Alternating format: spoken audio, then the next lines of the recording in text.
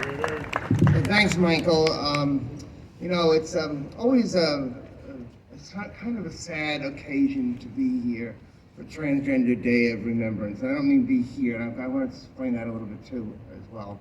But because we always and we still continue to hear stories about trans lives lost and the fact that so much violence is committed against our trans community.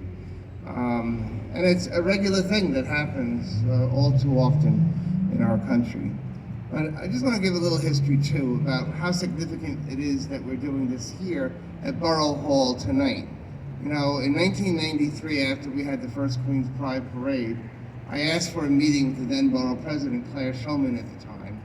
She was a little hesitant to give us the meeting, although she was good on LGBT issues and was supportive of LGBT rights in general. But we didn't really have that connection to Borough Hall. And it wasn't, in fact, until 2002 that we had our first LGBT Pride celebration here, sponsored by, at that time, Borough President Helen Marshall.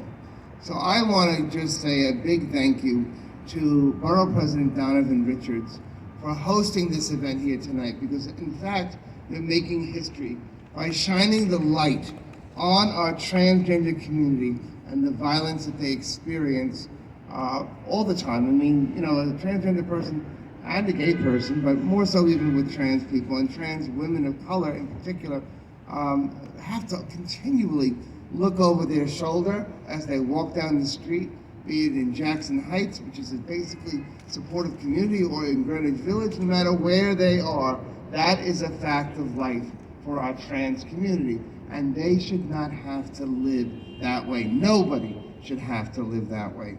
So, Mr. Borough President, visibility is important. Having government officials speak out and be present to say no to the violence against our trans community is so really important, and I can't thank you enough for doing this and for being here tonight with us. I also want to say, unfortunately, violence against the trans community has happened again in Jackson Heights yesterday. There were beautiful pictures, murals, descriptions of the life of Lorena Borjas, the mother of the trans movement in Jackson Heights, and probably many citywide as well.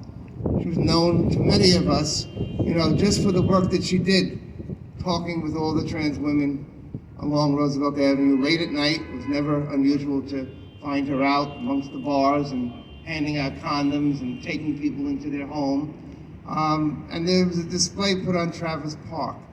And just yesterday, somebody came and knifed it and sliced it up and removed the picture of Lorena and the Colectivo as well.